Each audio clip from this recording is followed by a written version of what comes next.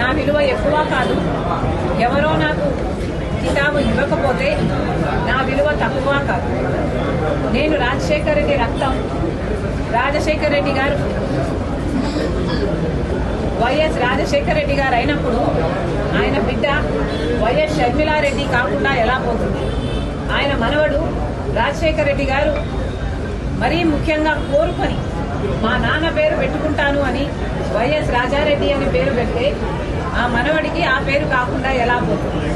ఎవరు ఎన్నైనా మాట్లాడొచ్చు వాళ్ళ స్వార్థం కోసం, కానీ నిజం ఎప్పటికీ నిలకడగానే నిలుస్తుంది.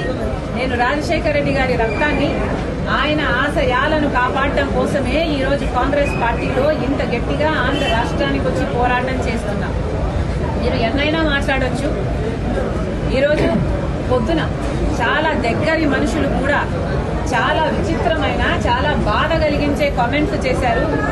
కొండా రాఘవరెడ్డి అన్న నాకు కానీ నా కుటుంబానికి కానీ దగ్గర అనుకున్నాం, కానీ ఈరోజు ఆయన కూడా నా మీద నేను పాదయాత్ర ఎందుకు చేశాను అన్న దాని మీద ఆయన ఏదో అక్కడ ఉన్నట్టు, ఆయన బావుమర్ది అక్కడ సూపరింటెండెంట్ అయినట్టు, ఆయన అంతా విన్నట్టు ఏదేదో చెప్పారు. నేను పాదయాత్ర చేయాలి అని వార్తమ్మ అడిగితే నేను పాదయాత్ర నేను చేస్తాను అని నేను అడిగినట్టు చెప్పారు.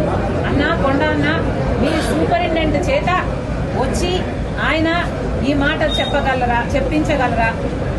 మీరు మీ దేవుని మీద, మీ బిడ్డల మీద ప్రమాణం చేసి జరిగింది ఇది అని ప్రమాణం చేయగలరా మీడియా ముందర? నేను ప్రమాణం చేయగలను జరిగింది అది కాదు అని. నేను పాదయాత్ర చేస్తాను అని నేను ఎప్పుడూ అడగలేదు. నన్ను కోరితే నేను ఒబ్లైజ్ చేశాను తప్పితే ఇది నిజం కాదు అని నేను నా బిడ్డల మీద, నా దేవుని మీద ప్రమాణం చేసి చెప్పగలను. ఇదే స్థాయిలో మీరు చెప్పగలరా? నేను నా భర్త పోయి అక్రమంగా డబ్బులు సంపాదించుకోవాలి అన్న ఉద్దేశంతో మేము జగన్ రెడ్డి దగ్గరికి వెళ్ళి మేము అడిగినట్టుగా మీరు చెప్తున్నారు. మీరు అక్కడ ఉన్నారా? మీరు అది ప్రూవ్ చేయగలరా? కనీసం నేను విజయవాడకు ఆ ప్రమాణ స్వీకారం రోజు తర్వాత ఒక్కసారి ప్రైవేట్ అఫైర్స్ విషయంగా పోవడం తప్పితే, అది కూడా విజయమ్మ గారితో సహా నా భర్తతో కాదు పోవడం తప్పితే, మొన్న పెళ్లి కార్డు ఇచ్చేంత వరకు నేను ఎప్పుడూ పోలేదు. పోనీ నేను వెళ్ళానని మీరు ప్రూవ్ చేయండి, మీ మాట నిజం అనిపించుకుందాం.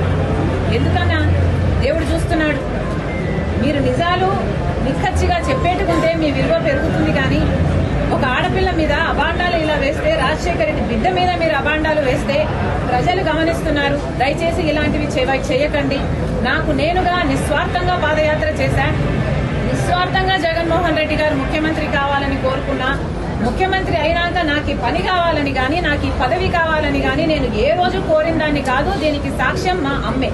ఈ విషయాలన్నీ అమ్మకు తెలుసు. మీకు దమ్ముంటే అమ్మ చేత చెప్పించండి. పాదయాత్ర